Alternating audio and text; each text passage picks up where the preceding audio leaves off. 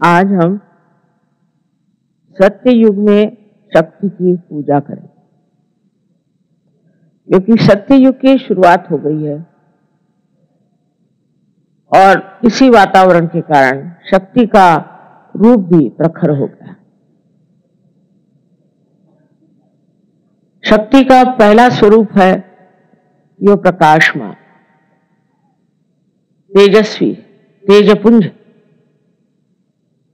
ये शक्ति जब प्रकट होगी पूर्णतया इस सत्युग में, तो हर एक गलत किस्म के लोग सामने उपस्थित हो जाए, उनकी सारी कार्रवाइयां सामने आ जाए। उनकी जो कार्य प्रणाली आज तक चोरी छुपे चल रही थी और उसमें वो मगन थे, वो सब खुल जाए। हर तरह की बुराइयां, वो चाहे नैतिक हो, चाहे मानसिक हो, आतंकवादी हो या किसी तरह की भी,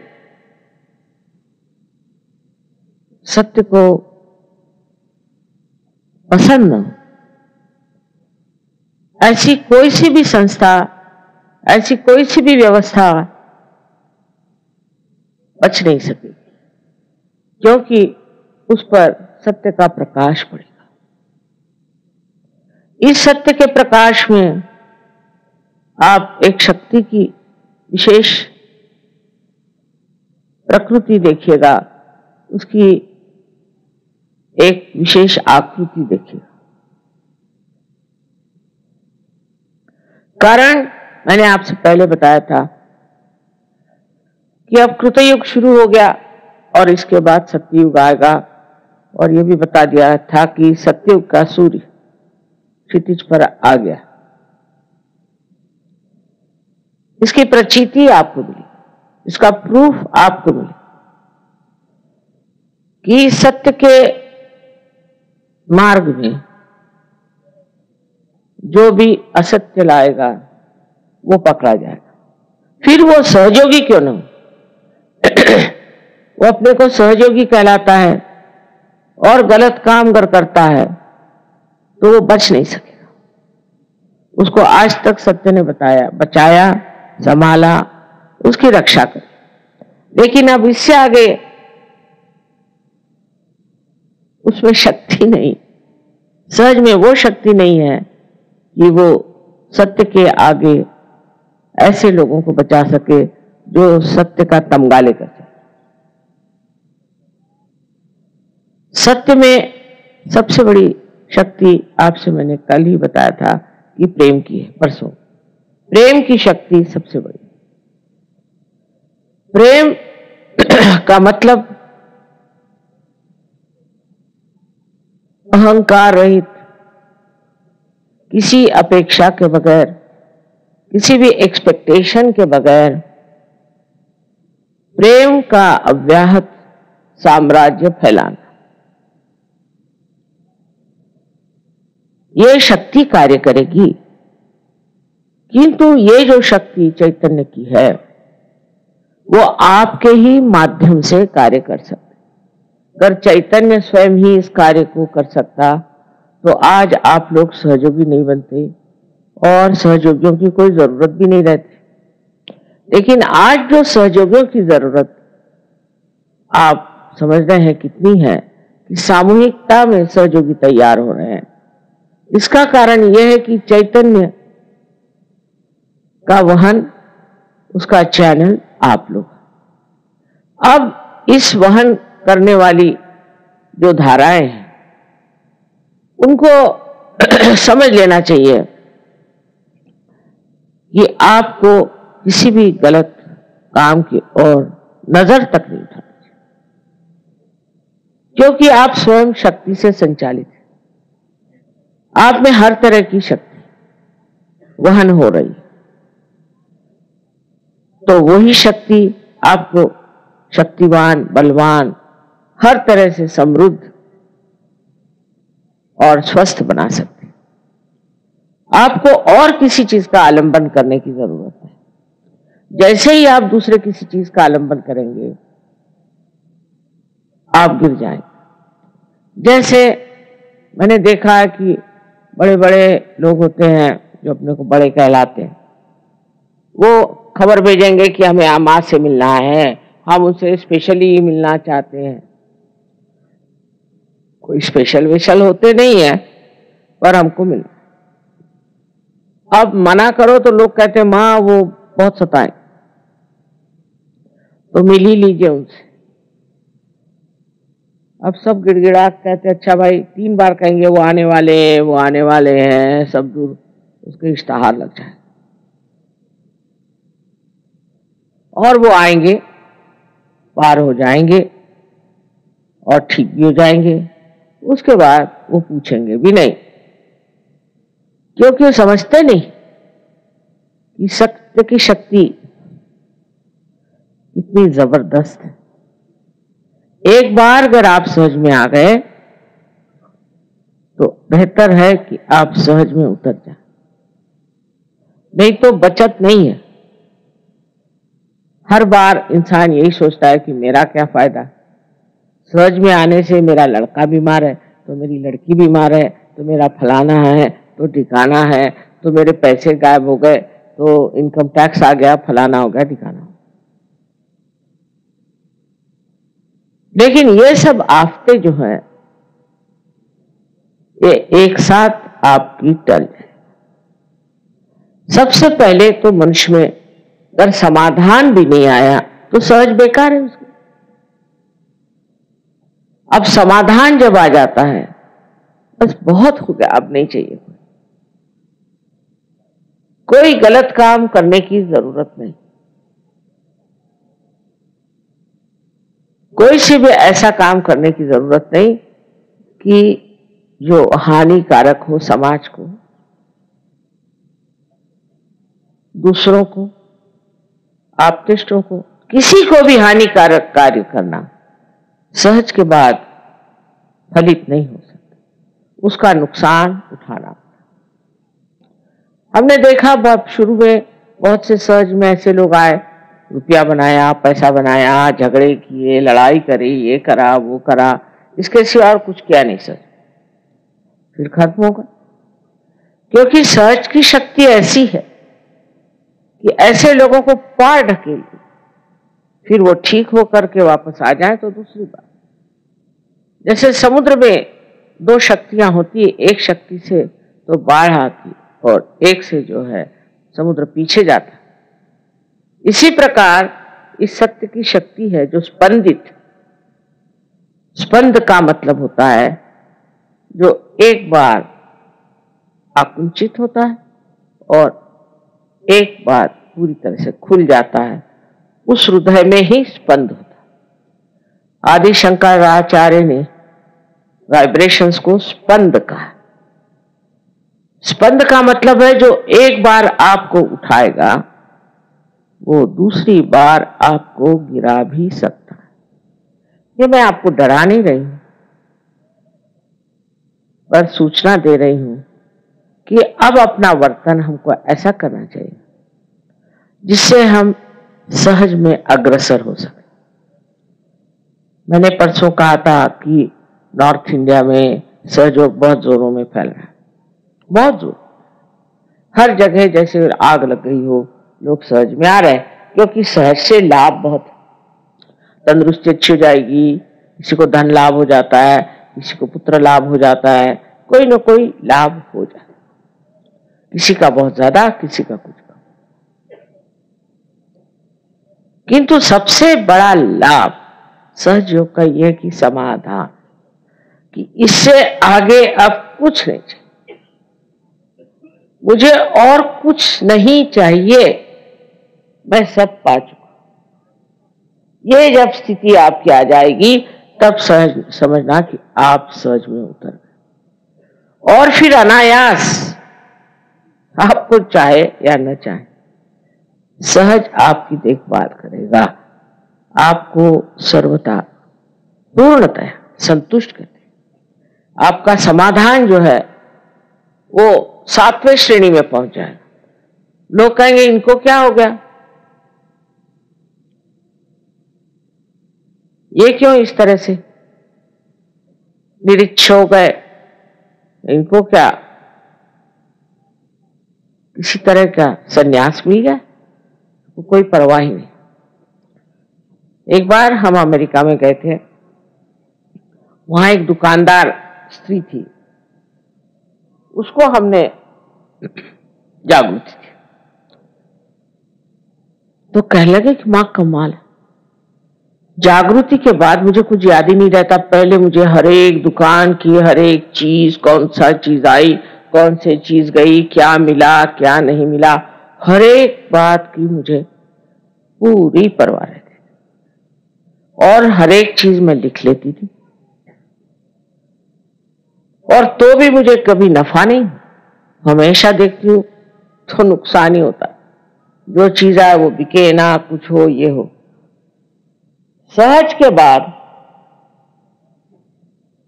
के बाद ये हालत मेरी हो गई कि अब ना तो मैं गिनना जानती हूं, ना ही मुझे कोई चीज याद है। और देखिए कमाल ये है कि मुझे नफा ही नफा हो रहा, पता नहीं कैसे नफा हो रहा। कौन मेरा सामान बेच रहा है, कौन खरीद रहा है, कौन पैसे दे रहा है, मुझे किसी भी चीज की खबर नहीं। और इस बेखबरी में ही सब कुछ बना जा रहा। मैंने सहज ने अपने गोद में ले लिया उसे, और सारी जो कुछ परेशानियां थी, नाप तोलने की, बेचने की, नफा रखने की, वो सब खत्म हो करके वो बस मस्ती में आ गई। कहला अब क्या, मेरी तो दुकान कोई चला ही रहा है, पक्की बात है, मैंने अपनी दुकान चला।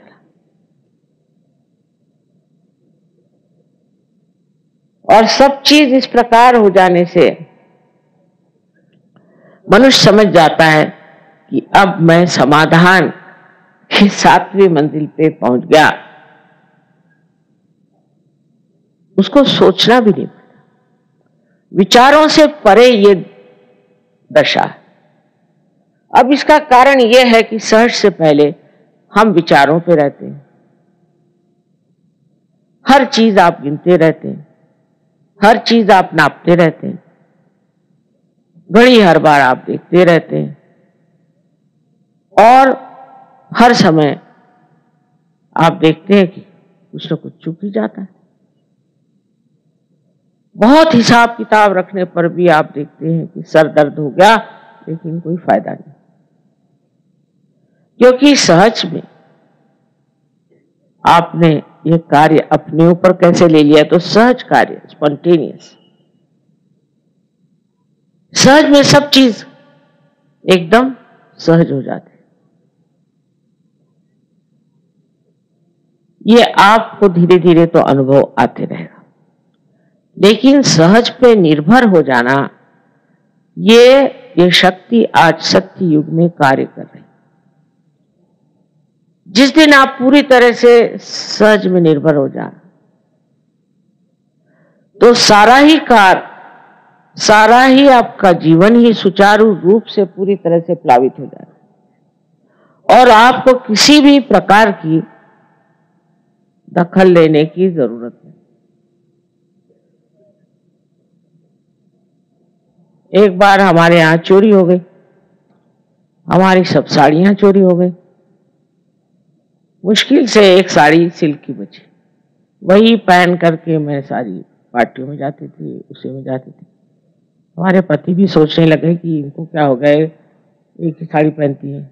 मैंने कहा मेरे पास अभी एक ही है, अब आप लोग इतनी साड़ियां मुझे देते हैं कि मैं मना भी करती तो साड़ी पे साड़ी, साड़ी पे साड़ी। तो मैंने कहा कहीं द्रौपदी वस्त्र हरण का आप अगर इंतजाम करें तो कुछ ठीक हो जाए, क्योंकि ये रखूं का, मैं तो पहनती भी नहीं है सब साड़ी। लेकिन समाधान मिलना यही सबसे बड़ा बख्शीश है। अब समझ लीजिए हमें कोई चीज पसंद आई और उसके लिए हम दौड़ रहे हैं कि हमें ये चीज चाहिए, वो चीज चाहिए, जरूरी चाहिए, उसके लिए मरेंगे, वही चीज लेनी है हमने, वो देखिए हमें पसंद आई है, मर मुड़ा के ली भी, कर्जा लेके ली, चाहे जैसे, और उसके बाद उसके और देखते नहीं, फिर दूसरी चीज की ओर देखने लगते। जो चीज पाई उसी का सुख नहीं। उसी को देखना नहीं। आजकल इतने सुंदर फूल खिले हुए हैं दिल्ली शहर में, मैं वही रास्ते पर देखने आ रही थी। इतने सुंदर फूल खिल रहे हैं पेड़ों पर, आप में से न जाने कितनों ने देखे हैं कि नहीं देखे। अब ध्यान कहाँ है? ध्यान आपका अगर अपने आत्मा पर है तो आत्मा वही चीज दिखाए जो सुखदायी है, जो आनंददायी है, और उसमें फिर स्वार्थ असल में पाया जाता है, क्योंकि जिसमें आप स्व का अर्थ जानते हैं। कैसे शब्द लगाए देखिए, अपने जो बड़े पुरखे हो गए पूर्वज, उन्होंने ढूंढ ढूंढ के शब्द लगाए कि तुम स्वार्थ ढूंढो। स्वार्थ का माने स्व का अर्थ। पहले लोग सोचते स्वार्थ का मतलब पैसे कमाओ, ये करो वो करो वो करो, पर उसमें सुख नहीं मिला। जब खोजते खोजते आप पगले हो जाएंगे तब फिर आप स्व की ओर दौड़े। इसलिए उनका पहले तू स्वार्थ खोज, इसमें तेरा क्या स्वार्थ है वो देख, इसमें तेरा कौन सा फायदा है। सहज धारा में जब आप बैठे तब ये सतयुग में आपको जान लेना चाहिए कि आपको जो संभालने वाला है, देखने वाला है, उसके करोड़ों हाथ है और उसके आंचल में आप चले गए। अब क्यों गलत काम करो, क्यों ऐसी वैसी बात करो जिससे कि आप पकड़ में आ जाए और बेकार में परेशान हो जाए। और अगर आप किसी चीज में पकड़ में आ भी गए तो भी ऐसे छूट जाए। उदाहरण के लिए हम बताएं कि हमने 5 मूर्तियां खरीदी मिट्टी की कनाडा में, बहुत सुंदर थी, सोचा ऐसी मूर्तियां हमारे यहाँ बने। अब सिर्फ मिट्टी की मूर्तियां 5 खरीदी, तो हमारे कस्टम वालों ने उसके दाम 18,000 लगा दिए। मुझे बड़ी हंसी आई कि मिट्टी की मूर्तियों की 5 की क्या दाम 18,000 हो सकता है क्या? 18 रुपए भी नहीं होगा। मैं हंसती रही। तो पुलिस वालों के पास खबर गई तो वो भी हंसने लगे। मैंने कहा देखिए क्या तमाशा है, इसके दाम 18,000 हो सकते हैं, और वाकई में वो सब छूट गया क्योंकि गलत चीज में पकड़ा उन्होंने। तो सहज उसे अपने आप ही सब चीज को ठीक करते, जिसकी जरूरत है, जो जरूरी होना है, जिसकी आवश्यकता है, वो कार्य सहज ही कर देता है। तो सहज पे चीज छोड़ना आना चाहिए। सबसे बड़ी बात है ये चीज सहज पे छोड़।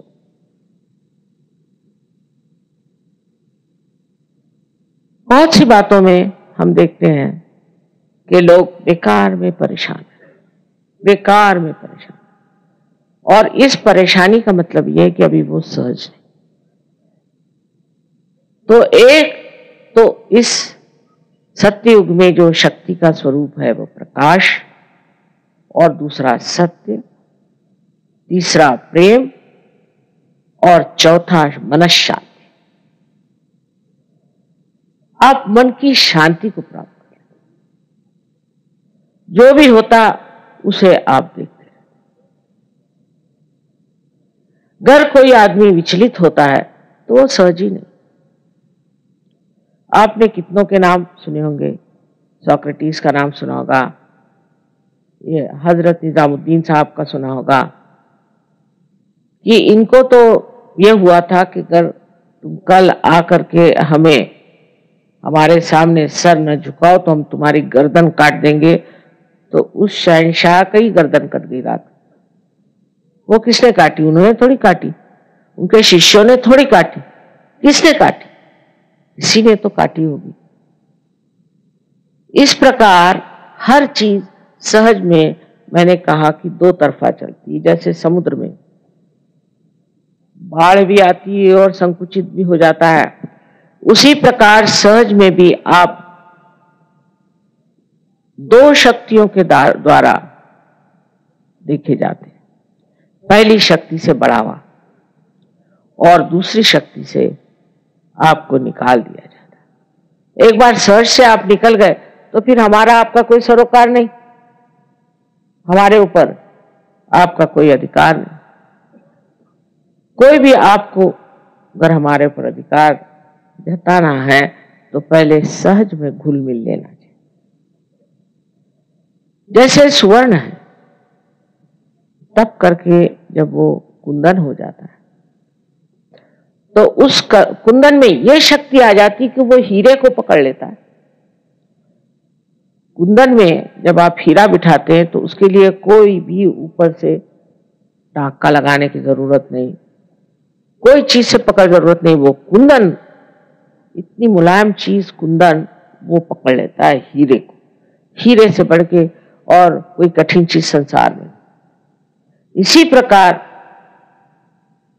आपका भी कुंदन हो सकता है, और वो कुंदन में आप देखेंगे कि आपके अंदर समाधान की शक्ति है। समाधान में विचार नहीं, विचार से परे, सहयोग से आप बुद्धि से परे, भावनाओं से परे, गुणातीत एक ऐसी दशा में है जहां कोई विचार नहीं, कोई विचार। आप किसी के तरफ देख करके उस पर कोई विचार नहीं करते, देखते रहते। ये विचार करने की, जिसको रिफ्लेक्शन कहते हैं, जो कुछ बात हुई फौरन विचार शुरू, किसी चीज को दिखा तो विचार शुरू। लोग पगला जाते हैं विचार कर कर। एक साहब ने मुझे स्विट्जरलैंड में कहा कि वहां चाहे मेरी गर्दन काट दो, मेरे विचार के तूफान से मुझे बचा। खुद डॉक्टर थे। तो ये जो विचार हमारे अंदर अहंकार की वजह से या संस्कारों की वजह से हमारे अंदर बंधे हैं, और उसको बांधने वाले और भी बहुत लोग हैं। किताबें पढ़ो, कहीं कोई गुरु के यहाँ का जाओ, किसी से मिलो जुलो, बातचीत करो, वाद विवाद करो। रामदास स्वामी ने कहा है, मिटे वाद संवाद ऐसा कराओ, जिससे तुम्हारा वाद विवाद का स्वभाव ही बदल जाए, ऐसी बातचीत करो। माने वाद विवाद मत करो। ये बात बिल्कुल सही कि हम लोग सहज में आते हैं तो भी हर एक चीज का हम विचार करते हैं, लेकिन सहज का चमत्कार हम जानते नहीं कि जब हमने अपने को सहज के हवाले कर दिया, पूरी तरह से हम सहज के हवाले हो गए, तो विचार भी सहज ही करेगा और सहज ही उसका हल भी करेगा। जो हम नहीं जानते, पर प्रश्न हमारे चारों तरफ। अब आज मैंने कहा था, समझ लीजिए 3 बजे पूछा, मैं जानती थी सब लोग घर गृहस्थी के लोग हैं, 3 बजे कैसे पहुंच पाए। देर ही होने वाली, उसमें कोई हर्ज नहीं, आराम से आएंगे, आराम से चलो। बहुत बार आदमी सोचता है कि मेरा रास्ता भूल गया।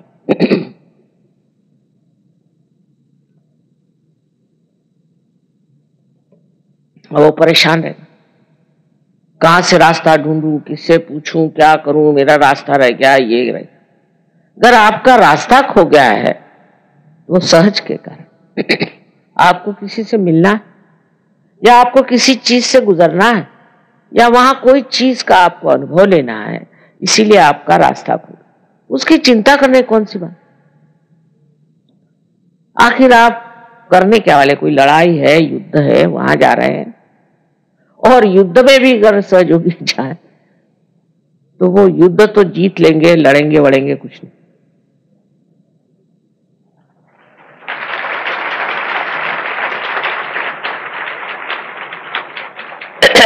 सत्य में विचार की शून्यता आने से मनुष्य जान लेता है कि विचार जो है वो शक्ति ही है।